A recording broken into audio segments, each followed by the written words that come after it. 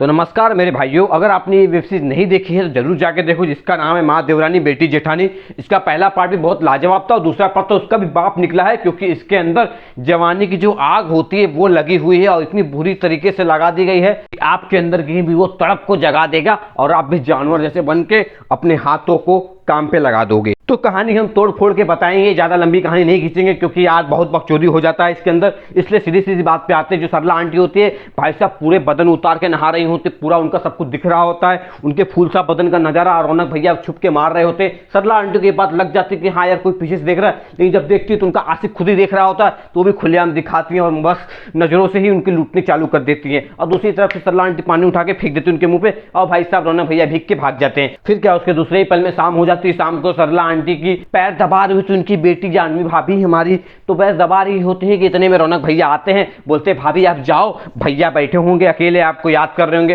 तब तक मैं इनका पैर दबा देता हूँ, मैं सेवा कर देता हूँ। भाई साहब जो रौनक पैर दबाने की कोशिश करता है ना, सरला आंटी के मन में मस्ती जगती है और खुद अपने कपड़ों को ऐसा घसकाती है कि रौनक का गन्ना जो होता है वो खड़ा होने का तैयार हो जाता है और मेरा गन्ना वैसे ही खड़ा हो जाता है उनकी हरकतों से ही। तो इतने में क्या होता है भैया कि हम सोचते अपने हाथों को काम पे लगाए हुए, जब तक बाबूजी आवाज दे देते हैं, मतलब मेरे बाबूजी नहीं, रौनक के बाबूजी आवाज दे देते और वहां पे कहानी हो जाती खत्म। उसके बाद भाई साहब सरला आंटी को रातों को आवाजें आने चालू होती, किसकी पता है?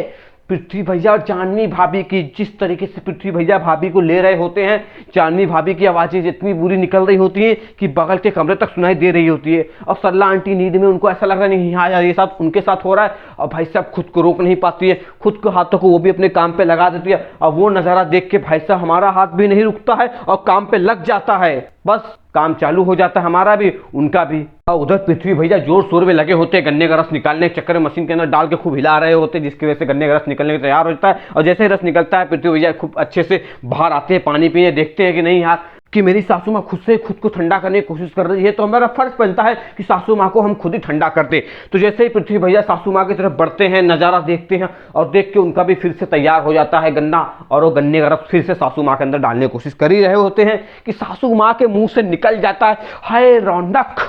क्योंकि रौनक ने ही उनको शुरू में गर्म किया था, तो उनको महसूस होता है कि नहीं हाँ यार ये रौनक ही है जो मेरी लेना चाह रहा है। बट देखती हैं जैसे आंखें खोल के उनका दामाद होता है, बस दोनों एक दूसरे देख के डर जाते हैं और कहानी यहीं पे यहाँ पे समाप्त हो जाती है।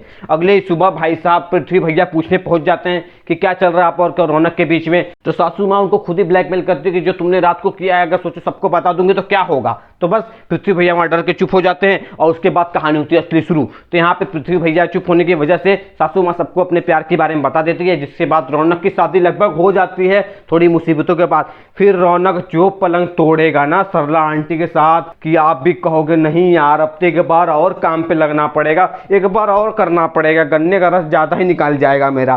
तो ऐसा ही है भाई, ये रेसिपी बहुत मजेदार है, बहुत लाजवाब है, बहुत ही मसालेदार है, जिसको देखने के बाद आपका डंडा अपने आप ही खड़ा हो जाएगा और आपका हाथ काम पे लगी जाएगा। तो पसंद आया हो तो लाइक शेयर सब्सक्राइब करो और उल्लू ऐप पे जाके पूरी वेब सीरीज का आनंद लो।